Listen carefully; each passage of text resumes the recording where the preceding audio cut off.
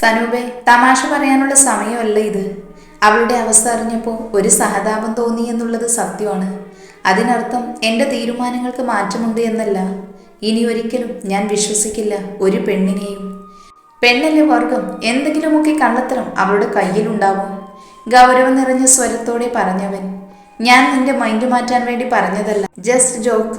അങ്ങനെ വിചാരിച്ചാൽ മതി, അത്രയേ ഉള്ളൂ. നാളെ നീ വേണ്ട കാര്യങ്ങൾ എന്താണെന്ന് വെച്ചാൽ ചെയ്തു കൊടുക്ക്. ചെയ്യാടാ. മിഥുൻ ഫോൺ കട്ട് ചെയ്തപ്പോൾ തന്നെ സനൂപ് സരയുവിൻ്റെ നമ്പറിലേക്ക് വിളിച്ചിരുന്നു. പെട്ടെന്ന് തന്നെ കോൾ എടുക്കുകയും ചെയ്തു. നാളെ തന്നെ റെഡി ആയിരിക്കണമെന്നും സാധനങ്ങൾ വാങ്ങിക്കാൻ പോകണമെന്നുമൊക്കെ സനൂപ് പറഞ്ഞിരുന്നു. സർ, ഒരു പ്രശ്നമുണ്ട്. എന്താ സരയു? ഞാൻ ഈ സാധനങ്ങളൊക്കെ വീട്ടിലേക്ക് കൊണ്ടുവരുമ്പോൾ ഇവർ ചോദിക്കില്ലേ? എനിക്ക് അച്ഛനോടും അമ്മയോടൊന്നും പറയാൻ പറ്റുന്നില്ല. എനിക്കിങ്ങനെ ഒരു ബന്ധമുണ്ടെന്ന് പറഞ്ഞാൽ അവർ വിശ്വസിക്കാനും പോകുന്നില്ല. ഞാൻ അതിനെപ്പറ്റി ആലോചിച്ചു കൊണ്ടിരിക്കുന്നത്. മിഥുൻ സാറിനെ ഞാൻ എങ്ങനെയാണ് ഈ വീട്ടിലൊന്ന് പരിചയപ്പെടുത്തുക? ഒരാളുമായി ഞാൻ ഇഷ്ടത്തിലായിരുന്നു എന്ന് പറഞ്ഞാൽ ആരും വിശ്വസിക്കില്ല. തൻ്റെ അവസ്ഥ എനിക്ക് മനസ്സിലായി. ഞാൻ ഈ കാര്യം അവനോട് സംസാരിച്ചിട്ട് എന്തെങ്കിലുമൊക്കെ ഒരു വഴി കണ്ടുപിടിക്കാം, എന്നിട്ട് തന്നെ വിളിക്കാം. അത് പറഞ്ഞാണ് സനൂപ് അവസാനിപ്പിച്ചത്. ഉടനെ തന്നെ സനൂപിൻ്റെ ഫോണിൽ നിന്നും മിഥുൻ്റെ ഫോണിലേക്ക് ഒരു കോള് പോയിരുന്നു. സരയു പറഞ്ഞ കാര്യത്തെപ്പറ്റി കൃത്യമായി തന്നെ മിഥുനോട് പറഞ്ഞിരുന്നു സനൂപ്. അതിനിപ്പോൾ എന്താ ചെയ്യുക? അതിനൊരു മാർഗമുണ്ട്. ഞാനിവിടെ അമ്മയോട് പറഞ്ഞത് അങ്ങനെ തന്നെയാണ്. ആദ്യം ആ കുട്ടിയുടെ വീട്ടിൽ നീ കാര്യം ധരിപ്പിക്കണം. ഞാനോ? അതെ, എനിക്കിഷ്ടമാണെന്ന് പറഞ്ഞാൽ മതി. എപ്പോഴാണ് കണ്ടതെന്ന് ചോദിച്ചാൽ കഴിഞ്ഞ വർഷം വേനൽ മഴയുടെ ഷൂട്ടിങ്ങിന് ആ നാട്ടിൽ വെച്ചായിരുന്നു. ആ സമയത്ത് ഞാൻ എപ്പോഴെങ്കിലും കണ്ടു എന്ന് പറഞ്ഞാൽ മതി. അന്ന് അഭി ഉണ്ടായിരുന്നല്ലോ എന്നോടൊപ്പം. അമ്മ അഭിയോട് ചോദിക്കില്ലേ? സനൂപ് ചോദിച്ചു. ആർക്കും അറിയില്ല എന്ന് മാത്രം പറഞ്ഞാൽ മതിയല്ലോ. അവിടെ വെച്ച് ഞാൻ കണ്ടു. പിന്നെ ഞാൻ ഇടയ്ക്ക് നാട്ടിൽ വന്നത് ഈ കുട്ടിയെ കാണാൻ വേണ്ടി മാത്രമായിരുന്നു. അവളെ കണ്ട് തിരിച്ചു പോകുക മാത്രമായിരുന്നു ഉദ്ദേശം. ഡിവോഴ്സ് ലഭിക്കാത്തത് കൊണ്ടാണ് ഞാൻ ഇതുവരെ അവളോട് കാര്യം പറയാതിരുന്നത്. അതുകൊണ്ട് എനിക്ക് താല്പര്യമാണെന്ന് നീ മുഖേന ഞാൻ അവളുടെ വീട്ടിൽ അറിയിക്കുന്നു. അങ്ങനെ പറഞ്ഞാൽ മതി. മിഥുൻ വ്യക്തമായി പറഞ്ഞു. ഇതൊക്കെ അവർ വിശ്വസിക്കുമോ? എത്രയൊക്കെ പറഞ്ഞാലും ലോജിക്കലി ചിന്തിക്കുമ്പോൾ ഇത് നടക്കില്ല എന്ന് ഊഹിക്കാം. എന്താണ് വിശ്വാസക്കുറവ്? ഞാനൊരു പെൺകുട്ടിയെ ഇഷ്ടപ്പെട്ടു, അവളെ വിവാഹം കഴിക്കണമെന്ന് താല്പര്യപ്പെടുന്നു. ഞാനൊരു സെലിബ്രിറ്റി ആയതുകൊണ്ട് മാത്രം അവർക്ക് വിശ്വസിക്കാൻ ബുദ്ധിമുട്ടുണ്ടാകുന്നത് നോക്കാം. അതിരിക്കട്ടെ, വീട്ടിലെങ്ങനെയാ? വീട്ടിൽ ഞാൻ പറഞ്ഞ കാര്യങ്ങളെല്ലാം വിശ്വസിച്ച മട്ടാണ്. ആ കുട്ടിയെ ഒന്ന് കാണണമെന്ന് മാത്രമേ പറഞ്ഞുള്ളൂ. ഇനി എല്ലാ കാര്യങ്ങളും മുന്നോട്ട് പോകണം. മിഥുൻ സനൂപിനോടായി പറഞ്ഞു. എല്ലാം ഓക്കെ ആയിട്ട് അമ്മയെ ഒന്ന് ട്രീറ്റ് ചെയ്യണം. പ്ലസന്റ് മൈൻഡിലിരിക്കുമ്പോൾ ട്രീറ്റ്മെൻറ്റ് പെട്ടെന്ന് തന്നെ ശരീരത്തിലേക്ക് എത്തും. ശരി, ഞാനെന്നാ അങ്ങനെ ചെയ്യാം. സനൂപ് പറഞ്ഞ് ഫോൺ വെച്ചതും അവൻ നേരെ സരയുവിൻ്റെ ഫോണിലേക്ക് വീണ്ടും വിളിച്ചു. പെട്ടെന്ന് പരിചിതമല്ലാത്തൊരു നമ്പർ വന്നപ്പോൾ സരയു ഒന്ന് സംശയിച്ചിരുന്നു. എങ്കിലും ഫോൺ എടുത്തു. ഹലോ, ഞാൻ മിഥുനാണ്. പെട്ടെന്ന് ഘനഗംഭീരമായ പരിചിതമായ ശബ്ദം കേട്ടപ്പോൾ ഒരു നിമിഷം ശരീരത്തിൽ നിന്നും സർവ്വനാഡീവ്യൂഹങ്ങളും പ്രവർത്തനം നിർത്തിവെക്കുന്നതായി അവൾ അറിഞ്ഞു. ഹലോ, കേൾക്കാമോ? റേഞ്ചിന് എന്തെങ്കിലും കുഴപ്പമുണ്ടോ? ഇല്ല സർ, പറഞ്ഞോളൂ. ഓക്കെ, നാളെ ഞാൻ സനൂപിനെ വീട്ടിലേക്ക് വിടുന്നുണ്ട്. സാർ വിളിച്ചിരുന്നു. അപ്പോൾ ഞാൻ പറഞ്ഞിരുന്നു വീട്ടിലെ കാര്യം. വിറയിലൂടെ സരയു പറഞ്ഞു. അവൻ സംസാരിച്ചു. അവൻ വന്നോളും. തനിക്കൊന്നും അറിയില്ല എന്ന രീതിയിൽ തന്നെ നിന്നാൽ മതി. നമ്മൾ തമ്മിൽ പ്രണയത്തിലായിരുന്നു എന്ന് വേണ്ട. പ്രണയം എനിക്ക് മാത്രം തോന്നിയെന്ന് പറഞ്ഞാൽ മതി. നീ അറിഞ്ഞിട്ടില്ല. ഞാൻ നിന്നെ കണ്ടു, ഇഷ്ടപ്പെട്ടു. ഒരു ഫ്രണ്ടിനെ കൊണ്ട് വിവാഹത്തെ അപ്രോച്ച് ചെയ്യുന്നു. ഞാനൊരു ഡിവോഴ്സി ആയതുകൊണ്ട് തൻ്റെ വീട്ടിൽ എന്തെങ്കിലും പ്രശ്നം ഉണ്ടാകുമോ? എൻ്റെ സംശയമാണ്. മിഥുൻ ആകുലതയോട് അവളോട് ചോദിച്ചു. എനിക്കറിയില്ല സർ. ഇതൊക്കെ കേൾക്കുമ്പോൾ എൻ്റെ വീട്ടുകാർ എങ്ങനെയായിരിക്കും ഉൾക്കൊള്ളുക എന്നറിയില്ല. പക്ഷേ സാറിനെ പോലെ ഒരാൾ എന്നെ ഇഷ്ടപ്പെട്ടെന്ന് പറഞ്ഞാൽ പോലും അത് വിശ്വസിക്കാൻ ആരും കൂട്ടാക്കില്ല. ചിലപ്പോൾ അച്ഛനും അമ്മയും പോലും. അവളുടെ വെട്ടിത്തുറന്ന മറുപടി കേട്ട് അവൻ ചിരിച്ചുപോയി. ഇഷ്ടത്തിന് അങ്ങനെ പ്രത്യേകിച്ച് കാരണങ്ങളൊന്നും ഇല്ലല്ലോ സരയു. നമുക്കൊരാളെ ഇഷ്ടപ്പെടുന്നത് പ്രത്യേകിച്ച് കാരണങ്ങളൊന്നും ഇല്ലല്ലോ. അത് സംഭവിച്ചു പോകുന്നതല്ലേ. അവൻ ചിരിച്ചുകൊണ്ട് തന്നെ മറുപടി പറഞ്ഞു. എങ്കിലും സാറിനെ പോലെ ഒരാൾക്ക് എന്നെ ഇഷ്ടമാണെന്ന് പറഞ്ഞാൽ അതൊരു പൊട്ടക്കണ്ണൻ വിശ്വസിക്കില്ല. എന്തുകൊണ്ട്? താൻ നല്ല സൗന്ദര്യമുള്ളൊരു കുട്ടിയല്ലേ. ഇഷ്ടപ്പെടാൻ എന്താ പറ്റാത്തത്? പെട്ടെന്നുള്ള അവൻ്റെ ചോദ്യം അവളിലും ഒരു നടുക്കം സൃഷ്ടിച്ചിരുന്നു. സത്യം അറിയാലോ, ഇങ്ങനെ ഒരു പെൺകുട്ടി ഒരിക്കലും എൻ്റെ കൺസെപ്റ്റ് പോലും ഉണ്ടായിരുന്നില്ല. അഭിനയമാണ് നമ്മൾ ചെയ്യുന്നത് എങ്കിലും തന്നോടുള്ള കുറച്ചു കാലത്തെ സംസാരങ്ങൾ കൊണ്ട് എനിക്ക് മനസ്സിലായി താൻ നല്ലൊരു കുട്ടിയാണ്. നാളെ ആരെ വിവാഹം കഴിച്ചാലും അയാൾ ഭാഗ്യവാനായിരിക്കും. തന്നെ മനസ്സിലാക്കുന്ന, പ്രശ്നങ്ങളൊക്കെ ഏറ്റെടുക്കുന്ന ഒരാൾ തന്നെയായിരിക്കും തൻ്റെ ജീവിതത്തിൽ വരിക. അങ്ങനെയൊക്കെ സംഭവിക്കട്ടെ. പിന്നെ ക്യാഷ് ഞാൻ ഇന്ന് വൈകിട്ട് തന്നെ സനൂപിൻ്റെ അക്കൗണ്ടിലേക്ക് ട്രാൻസ്ഫർ ചെയ്യുന്നുണ്ട്. അച്ഛൻ്റെ ചികിത്സയുടെ കാര്യങ്ങളൊക്കെ എങ്ങനെയാണെന്ന് വെച്ചാൽ ഉടനെ തന്നെ ചെയ്തോളൂ. തൻ്റെ വീട്ടിൽ നിന്ന് റെസ്പോൺസ് അറിഞ്ഞിട്ട് ഞാൻ പ്രസ് മീറ്റ് ചെയ്യുന്നുള്ളൂ. ഓക്കെ അല്ലെങ്കിൽ പിന്നെ അതൊരു പ്രശ്നമാകും. ശരി സർ. ശരി. അവൻ ഫോൺ കട്ട് ചെയ്തപ്പോഴും ഇത്ര ഫ്രീ ആയി ആദ്യമായിട്ട് തന്നോട് സംസാരിക്കുന്നത് എന്ന് ഓർക്കുകയായിരുന്നു അവൾ. അവൾക്കെന്തോ മനസ്സിലൊരു സന്തോഷം പോലെ. പിറ്റേന്ന് തന്നെ സനൂപ് വരുമെന്ന് അറിയിച്ചിരുന്നു. അതുകൊണ്ട് വീടും പരിസരവും ഒക്കെ ചെറിയ രീതിയിൽ വൃത്തിയാക്കിയിരുന്നു. വൈകുന്നേരം ആയപ്പോഴാണ് കവലയിലെത്തിയെന്ന് പറഞ്ഞ് സനൂപ് വിളിക്കുന്നത്. ആ നിമിഷം മുതൽ ക്രമാതീതമായി ഹൃദയം വല്ലാതെ പിടഞ്ഞു. പെട്ടെന്നൊരു ആഡംബരക്കാർ വീടിന്റെ മുറ്റത്തേക്ക് വന്നു നിന്നപ്പോൾ ഉമ്മർക്കോലായിൽ കട്ടൻ കാപ്പിയും കുടിച്ചുകൊണ്ടിരുന്ന രാഘവൻ ഒന്ന് പകച്ചു. അതിൽ നിന്ന് ഇറങ്ങിയ ആളെ കണ്ടപ്പോൾ ഒരു മുഖപരിചയം പോലെ തോന്നി. പിന്നീട് ഓർമ്മ പുസ്തകത്തിൽ നിന്നും ആളെ ഓർത്തെടുത്തിരുന്നു. ഡോക്ടർ, തന്നെ ചികിത്സിച്ച ഡോക്ടറാണ് അദ്ദേഹം എന്ന് മനസ്സിലായി. രാഘവനെ കണ്ടപ്പോൾ ഒരു നടുക്കം സനൂപ് കാണിച്ചിരുന്നു. അഭിനയമെല്ലാം അർത്ഥത്തിലും പൂർണ്ണമാകുവാണല്ലോ. തൂണിൽ പിടിച്ച് എഴുന്നേൽക്കാൻ ഒരു ശ്രമം നടത്തിയിരുന്നു രാഘവൻ. കൈകൾ കൊണ്ട് വേണ്ട എന്ന് സനൂപ് പറഞ്ഞു. ഡോക്ടർ എന്താ ഇവിടെ? രാഘവൻ ചോദിച്ചു. ഇത് ചേട്ടൻ്റെ വീടാണെന്ന് എനിക്കറിയില്ലായിരുന്നു. സരയുവിൻ്റെ വീടല്ലേ? അതെ, സരയു എൻ്റെ മോളാണ്. ആണോ? അന്ന് കൂടെ വന്ന കുട്ടി? അതെ. അഭിനയിക്കാൻ നന്നേ ബുദ്ധിമുട്ടുണ്ടായിരുന്നു സനൂപിന്. പെട്ടെന്ന് അകത്തു നിന്നും സരയു ഇറങ്ങി വന്നു. സനൂപിനെ കണ്ട് അവളൊരു പുഞ്ചിരി നൽകിയിരുന്നു. എങ്കിലും അവൻ രാഘവനോടാണ് സംസാരിച്ചത്. സരയുവിൻ്റെ അച്ഛനോട് എനിക്ക് സീരിയസ് ആയിട്ടുള്ള ഒരു കാര്യം പറയാനുണ്ടായിരുന്നു. അതിനാണ് ഞാനിപ്പോൾ ഇത്രയും ദൂരം വന്നത്. അതിനെന്താ സർ, വരൂ, അകത്തേക്കിരിക്കാം, ഇരുന്ന് സംസാരിക്കാം നമുക്ക്. രാഘവൻ ഉത്സാഹത്തോടെ സനൂപിനോട് പറഞ്ഞു. എന്നൊന്ന് പിടിക്കുമോളെ. മുഖത്തേക്ക് നോക്കിയ രാഘവൻ പറഞ്ഞപ്പോൾ യാന്ത്രികമായി അയാളുടെ കൈ പിടിച്ച് അകത്തേക്ക് കയറിയിരുന്നു സരയു. എന്ത് സർ, എന്ത് പറയാനുള്ളത്? രാഘവൻ ചോദിച്ചു. മോളെ, കുടിക്കാൻ എന്തെങ്കിലും എടുക്ക്. അവളുടെ മുഖത്തേക്ക് നോക്കി രാഘവൻ പറഞ്ഞു. സനൂപ് അപ്പോഴും ആ വീടിൻ്റെ ഇല്ലായ്മകൾ നോക്കി കാണുകയായിരുന്നു. അവൻക്കെന്തോ ഒരു പാവം തോന്നി. പഴയ വീടാണെന്ന് ഒറ്റ നോട്ടത്തിൽ മനസ്സിലായിരുന്നു. ഇടുങ്ങിയ മുറികളും സിമന്റ് വെച്ച് കെട്ടിയ ചുവരുകളുമായിരുന്നു ആ വീടിനാകെയുള്ള അലങ്കാരം എന്ന് പറയാൻ. കതകുകൾക്ക് പോലും വേണ്ടത്ര ഉറപ്പില്ലെന്ന് തോന്നി. വേണ്ട, കുടിക്കാനൊന്നും വേണ്ട. എന്ത് സർ വന്നത്? രാഘവൻ ആകാംക്ഷയേറി. ഞാൻ വന്നതൊരു വിവാഹാലോചനയുമായിട്ടാണ്. വിവാഹാലോചനയോ? അയാളൊന്ന് ഞെട്ടിക്കൊണ്ട് ചോദിച്ചു. അതെ, ചേട്ടൻ്റെ മകൾക്ക് വേണ്ടി. ഒരു നിമിഷം ആ വൃദ്ധൻ്റെ കണ്ണുകൾ ആകാംക്ഷയോടെ വിടരുന്നത് സരയു നോക്കിയിരുന്നു. എൻ്റെ ഒരു കൂട്ടുകാരനാണ്. കുറേ കാലങ്ങളായി ഈ കുട്ടിയെ ഇഷ്ടമാണ്. കൃത്യമായി പറഞ്ഞ 1 വർഷമായി മനസ്സിൽ കൊണ്ടു നടക്കുകയാണവൻ. ഇപ്പോൾ ഒന്ന് പറയാൻ എന്നെ ഏൽപ്പിച്ചതാണ്. വീടും അഡ്രസ്സൊക്കെ അവൻ തന്നെ തന്നു വിട്ടതാണ്. അയ്യോ സാറേ, ഒരു വിവാഹം നടത്താൻ മാത്രമുള്ള സാമ്പത്തികമൊന്നും ഞങ്ങൾക്ക് ഇല്ലെന്ന് പറയാനാണ് വരുന്നതെങ്കിൽ അതൊന്നും അവന് പ്രശ്നമല്ല. അവന് സരയുവിന് മാത്രം മതി. അത്രയ്ക്ക് ഇഷ്ടമാണ്. രാഘവൻ പറയാൻ വന്നത് മുഴുമിപ്പിക്കാതെ തിരിച്ചു പറഞ്ഞിരുന്നു സനൂപ്. പിന്നെ ഒരു പ്രശ്നമുണ്ട്, സനൂപ് പറഞ്ഞു. എന്താ സർ? അവനൊന്ന് വിവാഹം കഴിച്ചതാണ്. ഒരു നിമിഷം രാഘവൻ്റെ മുഖത്തെ പ്രതീക്ഷ മങ്ങുന്നത് സനൂപ് കണ്ടു. അവൻക്കും എന്തോ പോലെ തോന്നി. എത്ര സമൃദ്ധമായിട്ടാണ് ഡോക്ടർ കള്ളം പറയുന്നത് എന്ന് ആ നിമിഷം സരയു ആലോചിച്ചത്. വളരെ ചടുലതയോടെ, ഒരു ഭാവഭേദവും ഇല്ലാതെ. അയ്യോ സാറേ, 2ാം കെട്ട് എന്നൊക്കെ പറയുമ്പോൾ അദ്ദേഹത്തിൻ്റെ മുഖം ചുളിഞ്ഞു. അത് സനൂപ് വ്യക്തമായി കണ്ടു.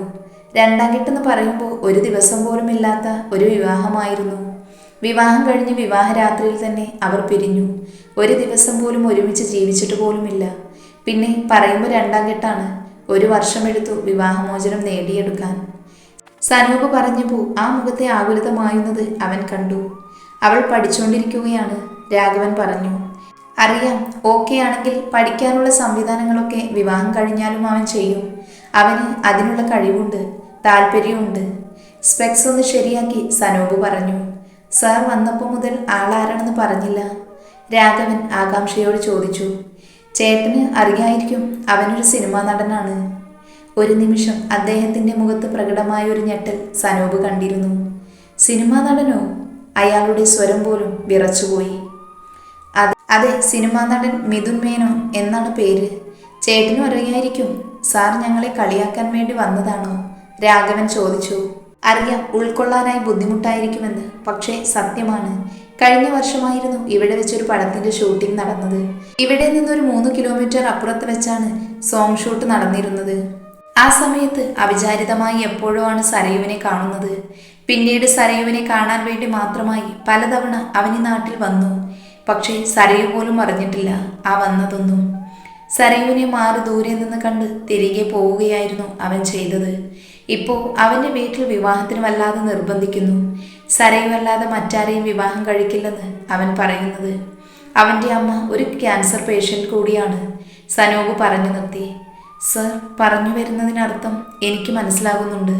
പക്ഷേ അത്രയും വലിയ ഒരാളെ എൻ്റെ മോളെ വിവാഹം കഴിക്കാൻ പറഞ്ഞപ്പോൾ അത് കേട്ടപ്പോൾ ഞാനൊന്ന് ഞെട്ടി.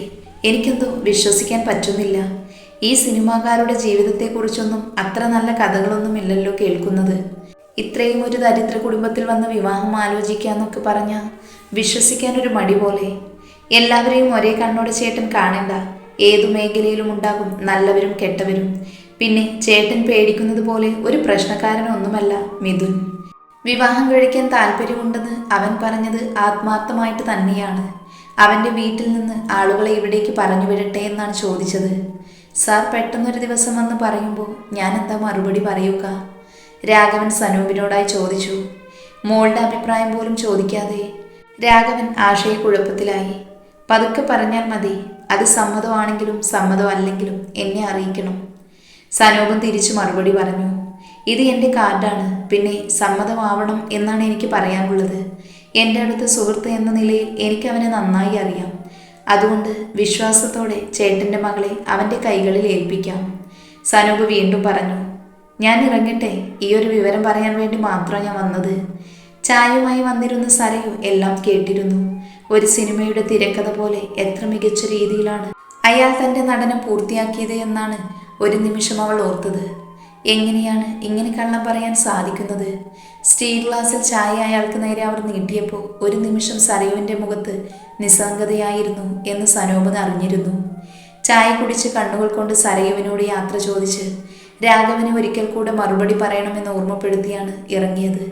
കുറച്ചു സമയം സനൂപ് വന്ന് പറഞ്ഞ കാര്യത്തിൻ്റെ ഞെട്ടലിലായിരുന്നു രാഘവൻ. ഉറക്കമുണർന്നു വന്ന മുത്തശ്ശിയോടും രാഘവൻ കഥ പറഞ്ഞു. കൊച്ചുമകൾക്ക് വന്നു ചേർന്ന സൗഭാഗ്യത്തിൽ ആ ചുളിവ് വീണ കണ്ണുകൾ വിടരുന്നത് നിസ്സഹായതയോടെ നോക്കി നിന്നു സരയു. എന്താ മോളെ നിന്റെ അഭിപ്രായം? രാഘവനാണ് ചോദിച്ചത്. ഞാനെന്താ അച്ഛാ പറയുക? എനിക്കൊന്നും വിശ്വസിക്കാൻ പറ്റുന്നില്ല. രാഘവന്റെ മുഖത്തേക്ക് നോക്കാതെയാണ് അവൾ പറഞ്ഞത്. മുഖത്ത് നോക്കി കള്ളം പറയാനുള്ള ശക്തിയില്ല എന്ന് അവൾക്ക് അറിയാമായിരുന്നു. അവർ വന്ന് കാണട്ടെ എന്ന് പറയാം അല്ലേ? അത്രയും വലിയ ഒരാൾ നമ്മളോട് വന്നൊരു വിവാഹാലോചന ചോദിക്കുമ്പോൾ നമ്മൾ എതിർക്കേണ്ടത് ശരിയല്ലല്ലോ. ചിലപ്പോൾ എൻ്റെ കുട്ടിയുടെ വിഷമങ്ങളൊക്കെ മാറാൻ വേണ്ടി ഈശ്വരൻ കാട്ടിത്തന്നതാവും ഇങ്ങനെ ഒരു ബന്ധം അല്ലേ? സമാധാനത്തോടെയുള്ള രാഘവന്റെ വാക്കുകൾ കേട്ടപ്പോൾ ഒരു നിമിഷം വേദനയാണ് അവൾക്ക് തോന്നിയത്. ഈ സിനിമയിലെ ആ കുട്ടിയെ കാണുമ്പോൾ നീ എനിക്കൊന്ന് കാട്ടിത്തരണേ. നിഷ്കളങ്കതയോടെ പറയുന്ന മുത്തശ്ശിയോട് എന്ത് മറുപടി പറയണമെന്ന് അവൾക്കറിയില്ലായിരുന്നു ആ നിമിഷം. തൻ്റെ ജീവിതത്തിന് 12 ലക്ഷം രൂപയുടെ വിലയാണ് ഇപ്പോൾ ഈ നാടകം അരങ്ങേറുന്നത് എന്ന് എങ്ങനെയാണ് താൻ അവരോട് പറയുന്നത്? മോള് പറ, അച്ഛനെന്താ ഡോക്ടറോട് പറയേണ്ടത്? അച്ഛൻ ഇഷ്ടമുള്ളത് പറഞ്ഞോ. അച്ഛൻ എന്ത് തീരുമാനിച്ചാലും എനിക്ക് സമ്മതം. അത്രയും പറഞ്ഞ് മറുപടിക്ക് കാക്കാതെ അവൾ അകത്തേക്ക് പോയിരുന്നു. വൈകുന്നേരം മംഗലത്തു നിന്ന് വിളിച്ചിരുന്നു. എങ്കിലും തലവേദനയാണെന്ന് പറഞ്ഞ് അവൾ ഒഴിഞ്ഞു മാറി. സരയുവിൻ്റെ വീട്ടിൽ ചെന്ന കാര്യം ഒരു വാക്കുപോലും വിടാതെ അതുപോലെ മിഥുനെ വിളിച്ചു പറഞ്ഞു സനൂപ്. നീ നമ്പർ കൊടുത്തിട്ടാണോ പോന്നത്? നമ്പർ ഞാൻ പ്രത്യേകം എഴുതിക്കൊണ്ട് പോയത്. അത് കൈകളിൽ ഏൽപ്പിച്ചിട്ടാണ് ഞാൻ വന്നത്. എന്തു തോന്നുന്നു നിനക്ക്? ആ വീട്ടിൽ സൗകര്യങ്ങളൊന്നുമില്ല. പക്ഷേ കാശിനോട് ആർത്തിയുള്ളവരാണെന്ന് തോന്നുന്നില്ല. അങ്ങനെയാണെങ്കിൽ ആദ്യം തന്നെ ഇത് കേട്ടപാടെ സമ്മതിക്കണ്ടേ?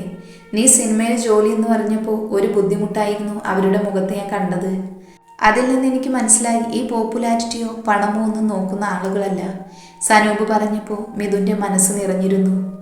ഒരു നോ ആയിരിക്കുമോ അവരുടെ ഭാഗത്തു നിന്ന് ഉണ്ടാകുന്നത്? മിഥുന് സംശയമായി. ആണെങ്കിൽ വേറെ ആളെ നോക്കും. നീ ഇതറിഞ്ഞിട്ട് ക്യാഷ് ട്രാൻസ്ഫർ ചെയ്താൽ മതി. അത് വേണ്ട. ക്യാഷ് നീ ഇന്നലെ തന്ന അക്കൗണ്ടിലേക്ക് ഞാൻ ട്രാൻസ്ഫർ ചെയ്തിട്ടുണ്ട്. ഇത് നടന്നില്ലെങ്കിലും ആ കുട്ടിയുടെ അച്ഛൻ്റെ ചികിത്സ നടക്കട്ടെ. ഒരു മാനുഷിക പരിഗണന. ഞാൻ എത്ര രൂപ വെറുതെ കളയുന്നു. ഇതപ്പോൾ ആവശ്യത്തിനല്ലേ? മിഥുൻ സന്തോഷത്തോടെ പറഞ്ഞു. എങ്കിലും എനിക്കൊരു ടെൻഷൻ. നീ എന്തിനാ ടെൻഷൻ അടിക്കുന്നത്? അവളല്ലെങ്കിൽ വേറൊരാൾ. ഇത്രയും ക്യാഷ് കൊടുത്ത് ഒരാളെ കിട്ടാനാണോ ബുദ്ധിമുട്ട്? ആളെ കിട്ടും, പക്ഷേ ഇതുപോലെ ഒരാളെ കിട്ടില്ല. മിഥുൻ എന്തോ ഓർത്ത് പറഞ്ഞു. എനിക്കെന്തോ ഈ കുട്ടി ഇതിന് ആപ്റ്റാണെന്ന് തോന്നി.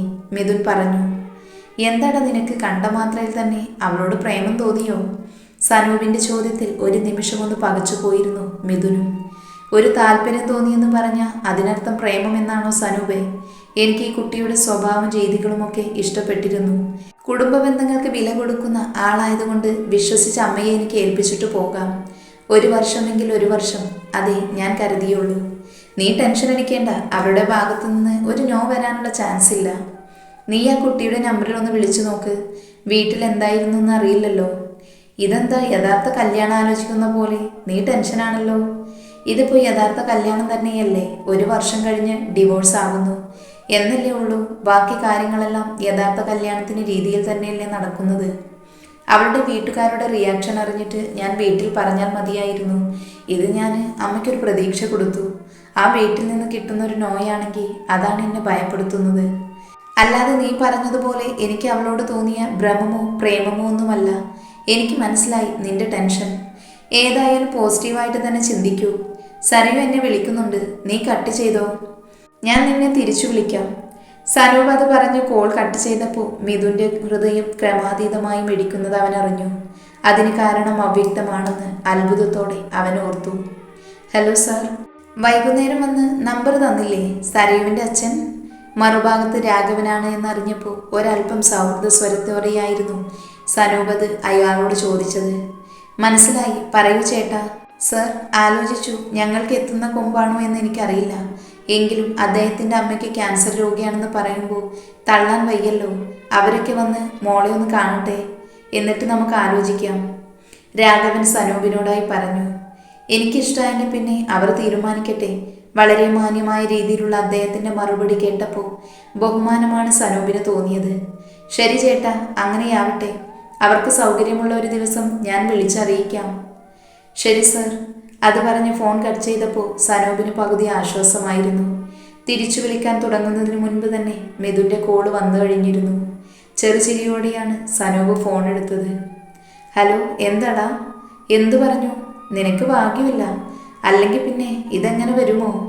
സനൂപ് അല്പം വിഷാദത്തിൽ പറഞ്ഞു. എന്താടാ, അവരുടെ ഭാഗത്തുനിന്ന് നോ ആണോ വന്നത്? മിഥുൻ നെഞ്ചുരിപ്പോടെ ചോദിച്ചു. കുറച്ചു സമയം സനൂപൊന്നും മിണ്ടിയില്ല. അവൻ്റെ ആ മൗനം മിഥുൻ്റെ ഹൃദയമെടുപ്പ് വർദ്ധിപ്പിക്കുന്നതായിരുന്നു. എടാ, നീ എന്തെങ്കിലും ഒന്ന് തുറന്നു പറ. അവർക്ക് സമ്മതമാടാ, നീ ടെൻഷൻ അടിക്കേണ്ട. ചിരിച്ചുകൊണ്ട് സനൂപ് പറഞ്ഞു. ഒരു ദിവസം അവിടേക്ക് ചെല്ലാനാണ് പറഞ്ഞത്. നിനക്ക് സൗകര്യമുള്ള ഒരു ദിവസം പറ. അതൊക്കെ പറയാം. ഓ, സമാധാനമായി. ഞാൻ ഇത്രയും നേരം ടെൻഷൻ അടിക്കുമായിരുന്നു. എന്തിന്? ഒന്ന് ഊന്നി ചോദിച്ചു സനൂപ്. അത് വിട്. ഞാനിനി അമ്മയോട് ചോദിച്ച് അമ്മാവനും അമ്മായും കൂടി സൗകര്യമുള്ളൊരു ദിവസം അറിയിക്കാം. ആ ദിവസം അവർ ഒഫീഷ്യലായിട്ട് ഒന്ന് കാണട്ടെ. ശരിയടാ. അത് പറഞ്ഞ് ഫോൺ വെച്ചപ്പോഴേക്കും മിഥുൻ നേരെ അമ്മയുടെ അരികിലേക്ക് ചെന്നിരുന്നു. എന്താടാ? ഞാനിപ്പോൾ സനൂപിനെ വിളിച്ചിരുന്നു. അവന് ആ കുട്ടിയുടെ വീട്ടിൽ പോയി സംസാരിച്ചു എന്ന്. അവർ ചെല്ലാനാണ് പറഞ്ഞത്. അമ്മയും അവരൊക്കെ എന്നാ പോകുന്നത്? ഞാൻ ഏട്ടനെ വിളിച്ചിരുന്നു. അവർക്ക് നാളെ പോകാൻ തയ്യാറാണ്. നീ സമ്മതിച്ചാൽ മതി എന്നല്ലേ ഞങ്ങൾക്കുണ്ടായിരുന്നുള്ളൂ.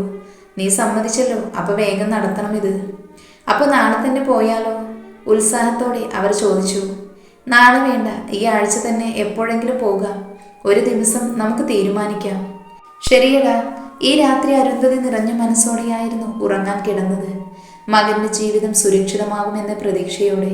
എന്നാൽ അവൻ ഓർമ്മകളുടെ കടലാഴങ്ങളിൽ വിങ്ങി താണുകൊണ്ട് തകർന്നുപോയ സ്വപ്നങ്ങൾ വാരിക്കൂട്ടി പുതിയൊരു ചീട്ടുകൊട്ടാരം കെട്ടാൻ അവൻ മനസ്സിനെ പാകപ്പെടുത്തുകയായിരുന്നു. 2 ദിവസങ്ങൾക്കു ശേഷം സരയുവിൻ്റെ വീട്ടിലേക്ക് എല്ലാവരും വരുന്നുണ്ടെന്ന് സനൂപ് വിളിച്ചു പറഞ്ഞിരുന്നു. അവളുടെ ഹൃദയം ക്രമാതീതമായി പ്രവർത്തിക്കാൻ തുടങ്ങിയിരുന്നു. അണയ്ക്കാനും ആളിക്കത്തിക്കാനും കഴിയാതെ നെഞ്ചിലെരിഞ്ഞു തുടങ്ങിയ ഒരു നെരിപ്പോഴി ഒറ്റയ്ക്ക് അവൾ എരിഞ്ഞു. മംഗലത്തൊന്നും പറയാനുള്ള ധൈര്യം അവൾക്കുണ്ടായിരുന്നില്ല. എങ്കിലും ലക്ഷ്മിയോട് മാത്രം സൂചിപ്പിച്ചു.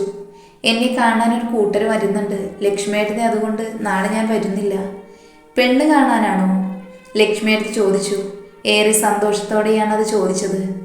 അങ്ങനെ പറയാം. എന്നെ കണ്ട് ഇഷ്ടമായി എന്നൊക്കെ പറയുന്നത്. അവർ വന്നു കണ്ട ബാക്കി കാര്യങ്ങളൊക്കെ അറിയിക്കാം.